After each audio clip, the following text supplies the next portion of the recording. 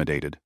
Today, we're diving into one of the most shocking confrontations in daytime television history, where Dolly Parton's southern charm met Joy Behar's sharp tongue in a battle that ended with a stunning walk-off.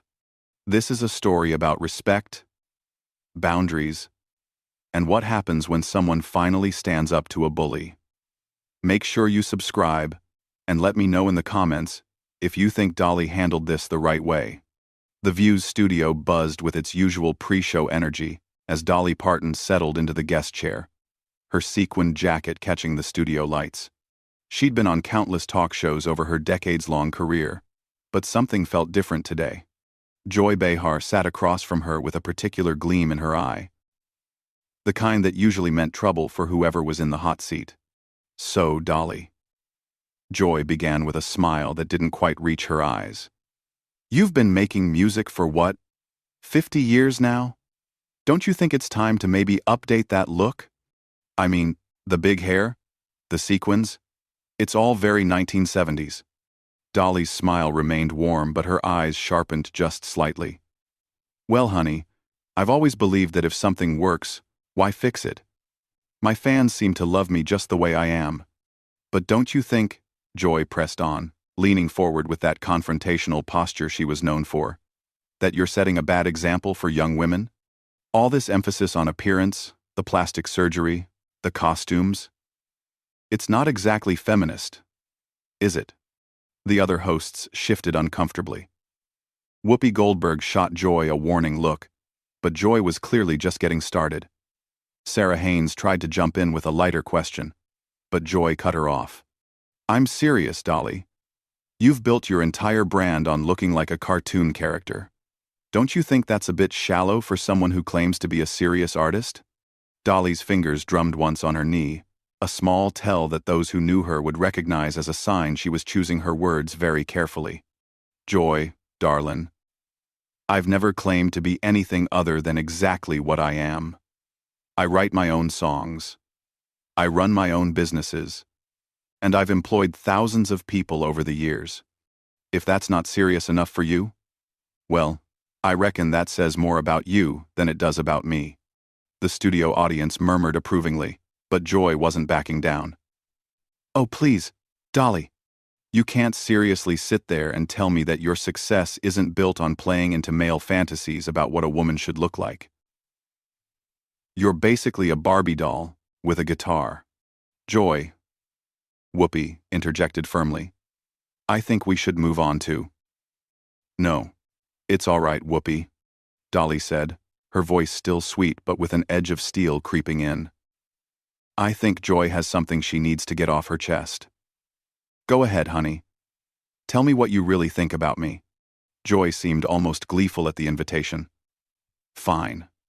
I think you're a smart woman who spent her whole career dumbing herself down to appeal to men.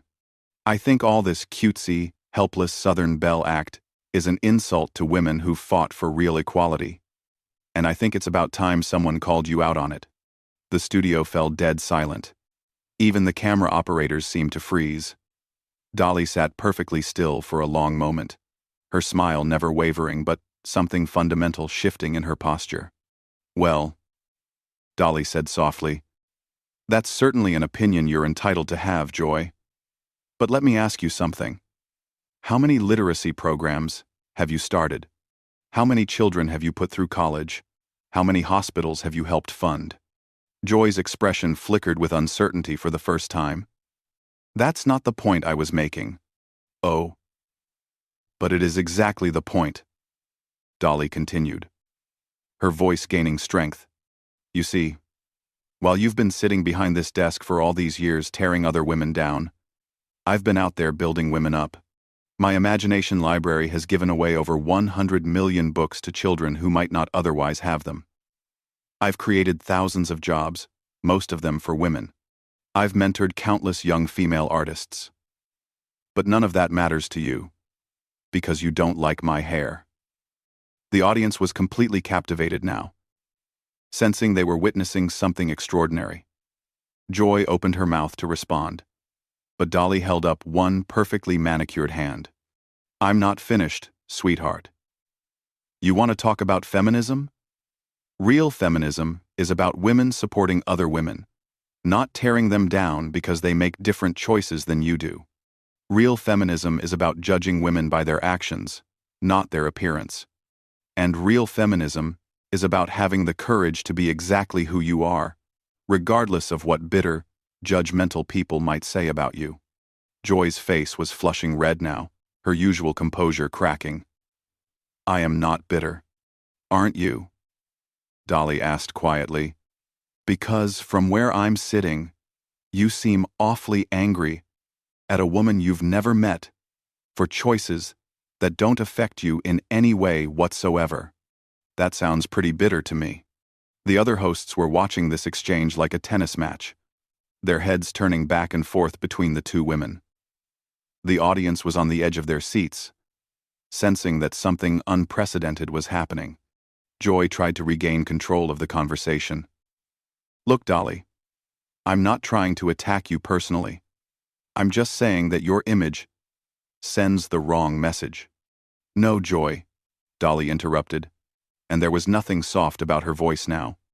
"You are attacking me personally. You've been attacking me from the moment I sat down. You've called me a cartoon character, a Barbie doll, and accused me of setting a bad example for women, all because I choose to wear sequins and tease my hair. Tell me, what message does that send to young women watching you right now?" Joy's mouth opened and closed like a fish out of water, clearly not expecting Dolly to turn the tables so effectively. The studio audience was dead silent, hanging on every word. You could practically feel the electricity in the air. I was just trying to have a discussion about," Joy stammered, but Dolly wasn't letting her off the hook. "A discussion?" Dolly's eyebrows raised in genuine surprise. "Honey, discussions involve two people talking respectfully to each other. What you've been doing is called an attack. There's a difference. Though I can see how you might get confused, since attacking seems to be your specialty." Whoopi tried again to intervene. "Ladies, maybe we should take a commercial break." "No," Joy said sharply, her pride clearly wounded. "Dolly, you can sit there and act all high and mighty. But the fact remains that your whole career has been built on perpetuating outdated stereotypes about women. You giggle and bat your eyelashes and act like you don't know anything, when we all know you're actually intelligent. That's not empowering. That's manipulative." The audience gasped audibly at the venom in Joy's voice. Dolly, however, just smiled that serene smile and nodded slowly. "You know what, Joy? You're absolutely right about one thing. I am intelligent. Intelligent enough to build a business empire from nothing. Intelligent enough to write songs that have touched millions of people's hearts. Intelligent enough to know that the way I choose to present myself doesn't diminish my accomplishments or my worth as a human being.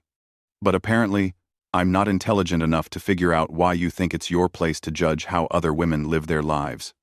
Joy's face was getting redder by the minute. "Someone needs to call out this fake persona you've created. You're not really this sweet, innocent country girl. It's all an act. And what if it is?" Dolly shot back, her voice still controlled but with fire in her eyes. "What if I've chosen to present myself in a way that makes people feel good? What if I've decided that kindness and warmth are better than cynicism and cruelty? What exactly is wrong with that?" "It's dishonest," Joy spat. "It's not authentic." Dolly let out a genuine laugh, and it was like sunshine breaking through storm clouds. "Authentic? Joy, darlin', let me tell you about authentic. Authentic is admitting that I grew up dirt poor in the mountains of Tennessee, and that I've worked every single day of my life to become something better. Authentic is acknowledging that I've made choices about how I look and how I present myself because those choices have opened doors for me. Authentic is being honest about the fact that I've never pretended to be anything other than exactly what I am, a country girl who loves music and loves people. What's not authentic is sitting behind a desk throwing stones at other women because their choices make you uncomfortable." The other hosts were watching this exchange with fascination and growing concern. Sarah Haynes looked like she wanted to crawl under the table. Sunny Hostin was taking notes, probably already planning how to address this in the next segment. Joy, however, was doubling down. You can dress it up however you want, but you're still selling an image that tells women they need to look a certain way to succeed. No, Joy, Dolly said firmly. That's what you're doing. You're telling women that if they choose to embrace their femininity, if they choose to wear makeup and pretty clothes and style their hair, then they're somehow less than. You're saying that to be taken seriously, women have to look and act like men. That's not feminism. That's just another kind of prison. The audience was starting to murmur their agreement, and Joy could sense she was losing whatever support she might have had. That's not what I'm saying at all, Joy protested, but her voice lacked conviction now. Isn't it? Dolly pressed. Because from what I've heard so far, you seem to think that any woman who chooses to embrace traditional femininity is somehow betraying the cause. Tell me, Joy, what gives you the right to decide how other women should present themselves? Joy opened her mouth to respond, but Dolly wasn't finished. And while we're talking about authenticity, let's talk about what's really happening here. You invited me on your show, supposedly to promote my new album and talk about my charity work. But from the moment I sat down, you've done nothing but attack my appearance, my choices, and my character. Is that what you call professional journalism? The question hung in the air like a challenge. Joy shifted uncomfortably in her chair, clearly realizing that she had overplayed her hand badly. I was just trying to ask tough questions, Joy said weakly. Tough questions? Dolly's voice was incredulous now. Joy, a tough question would be asking me about the challenges facing rural education or the complexities of running a business in the entertainment industry. Tough questions are about policy, about substance, about things that actually matter. Attacking a woman's appearance and calling her a cartoon character isn't journalism. It's bullying. The studio was so quiet you could hear a pin drop. Even the cameramen seemed frozen in place, afraid to miss a single moment of this unprecedented confrontation. Joy tried one more time to regain control. Look, Dolly, I think you're misunderstanding my intentions. No, I understand your intentions perfectly. Dolly cut her off smoothly. Your intention was to embarrass me on national television. Your intention was to try to make me look foolish so that you could feel superior. Your intention was to use your platform to tear down another woman for no reason other than the fact that she makes different choices than you do. The problem is, it's not working out quite the way you planned, is it?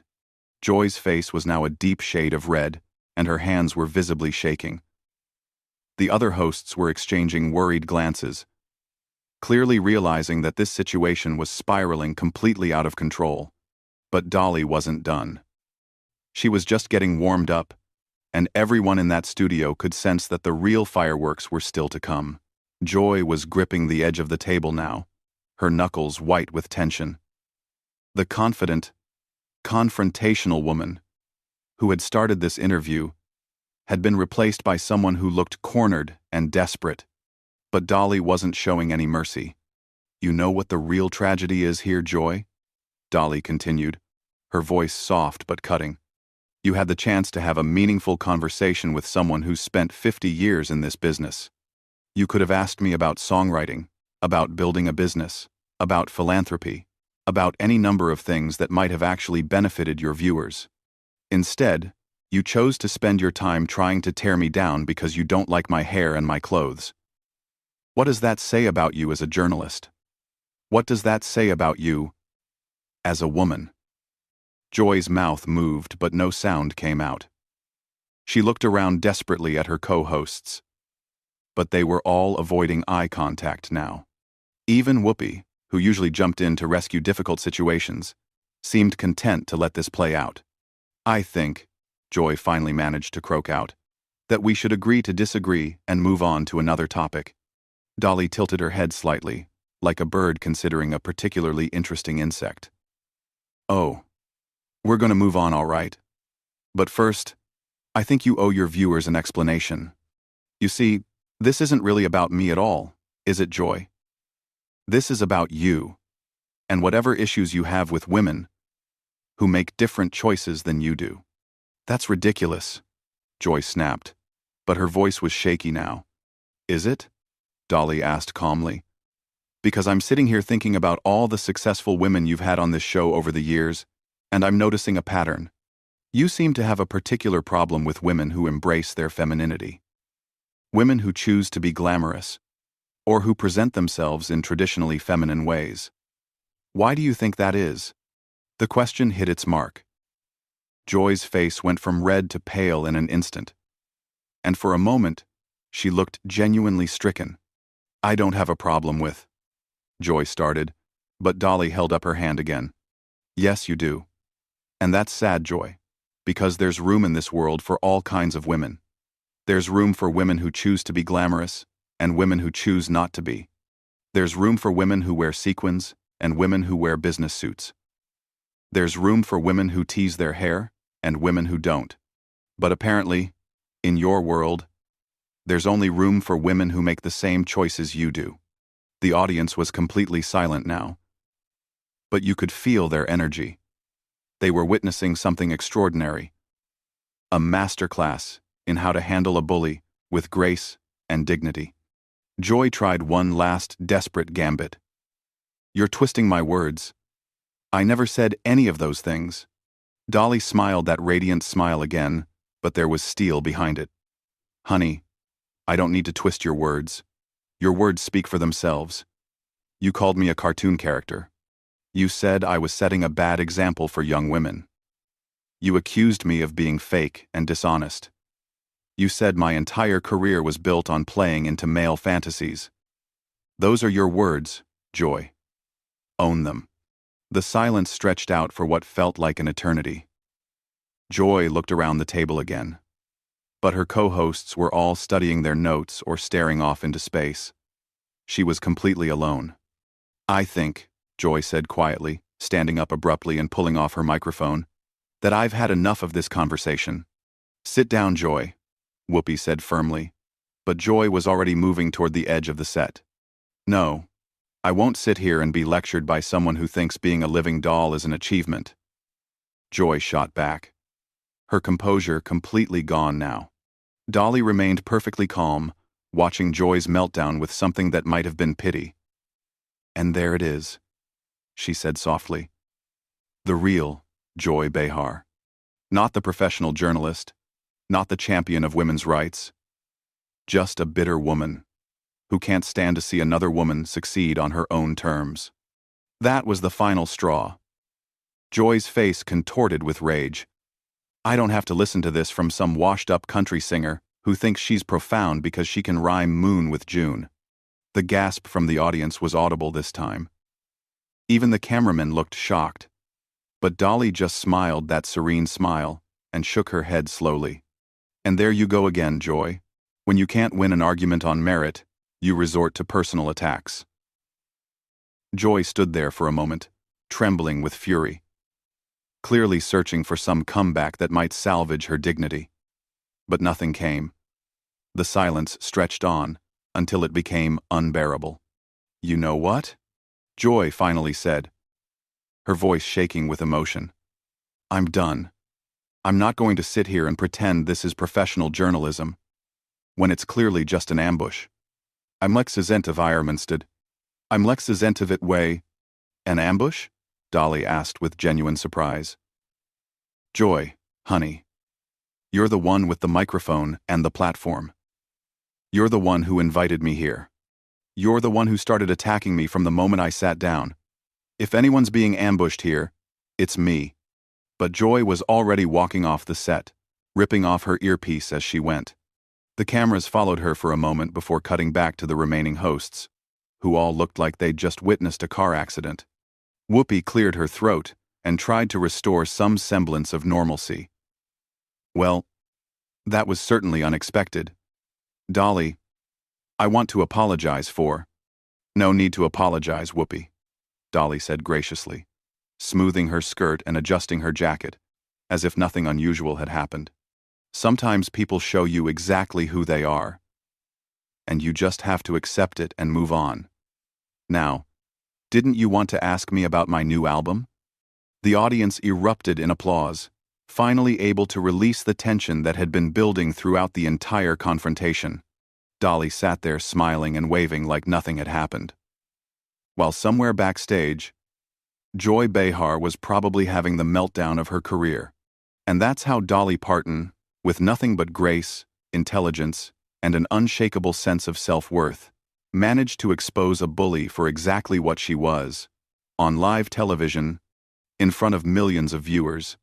Sometimes the best way to handle someone who's trying to tear you down is to simply stand your ground and let them destroy themselves. What did you think of how Dolly handled this situation? Did Joy get what she deserved? Or did Dolly go too far?